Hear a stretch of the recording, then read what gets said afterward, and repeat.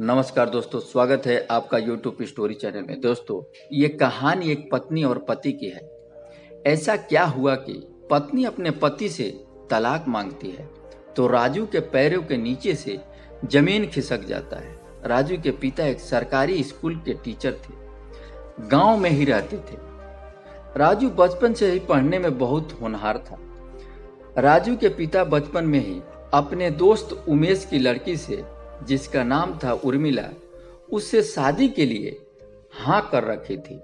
चूंकि राजू के पिता और उर्मिला के पिता दोनों ही एक स्कूल में टीचर थे। समय बीतता गया। जब राजू और उर्मिला शादी के योग्य हुए तो उनका विवाह धूमधाम से कर दिया गया। चूंकि उर्मिला एक एडवांस लड़की की तरह रहती थी, ससुराल में उसे रहने का तरीका पता नहीं था।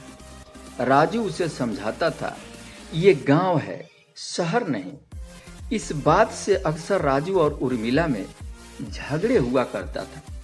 लेकिन राजू एक संस्कारी लड़का था। लोक लाज की डर से वह अपनी पत्नी को समझाता था, कुछ बोलता नहीं था।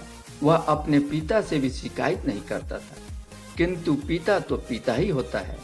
वह जान गए थे कि राजू और उर्मिला की पटती नहीं है। वे सोचते थे, मैंने बचपन में ही शादी का वचन देकर बहुत बड़ी गलती कर दी। किंतु राजू कहता था, पिताजी, जो आपको अच्छा लगा आपने किया, इसमें पछतावा करने का क्या फायदा, समय सब ठीक कर देगा। चूंकि उर्मिला एक एडवांस लड़की थी, उसे घूमने, दोस्तों से मिलने में ही आनंद आता था।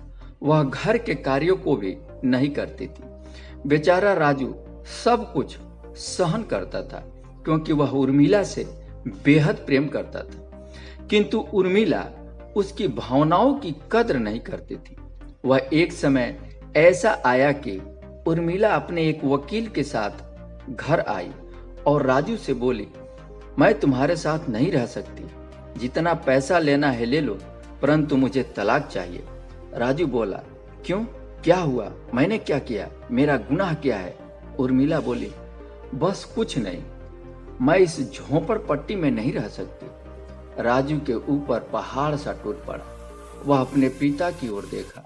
पिताजी कुछ कहने वाले थे कि राजू आगे बढ़कर उस पेपर को हाथ में लेकर साइन करने लगा। उसकी आंखों से आंसू टपकने लगे, जैसे लग रहा था कि उसका आज दिन क्या चल रहा है। आज उसकी भावनाओं से खेली जा रही है। आज हमारी पत्नी हमारी भावनाओं से खेल रही है। उर्मिला अपने मायके चली जाती है। दोनों को तलाक हो जाने के बाद कुछ समय तो अच्छा बीता, लेकिन एक दिन उर्मिला की भाभी ने किसी बात को लेकर उर्मिला को ताने मारना शुरू कर देती और कहती है कि अपना घर तो उजाड़ दिया है, अब यह मेरा घर भी उजाड़ने आई हो। उर्मिला गुस्से में अपने भाई से कहती है, ये क्या कह रही है भाभी? भैया, रमेश बोला, ठीक कह रही है। भाई की ऐसी बातें को सुनकर उर्मिला को अपने पति की याद आता है। मैं कितना उनको बोलती थी, कितना क्या कहती थी, परंतु वो कभी भी हमें कुछ नहीं बोलते थे। मैं उनको इतना अपमानित करती थी, पर वह कुछ नहीं बोलते थे। मैं कितना अभागी हूँ कि ऐसे पति को छोड़कर मैं अपने मायके चली आई।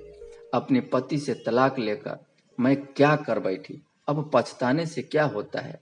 राजू अंदर ही अंदर घर में बैठा हुआ दिन रात यही सोचता था कि मैंने क्या किया कि आज हमारी पत्नी हमसे छोड़कर चली गई। जैसे ही राजू ने कुछ ऐसी बातें सुन ही रहा था कि दरवाजे पे एक घंटी की आवाज सुनाई दी। सामने खड़ी थी उर्मिला और उसको पैरों पर गिर गई और बोली, मुझे माफ कर दीजिए, मैंने आपकी भावनाओं की कद्र नहीं की। जिस मायके के बल पर मैंने आपको अपमानित किया, आज मुझे अपने मायके का ही औकात पता चल गया। मुझे समझ में आ गया कि मेरा अगर कोई साथी है तो आपसे बढ़कर कोई नहीं।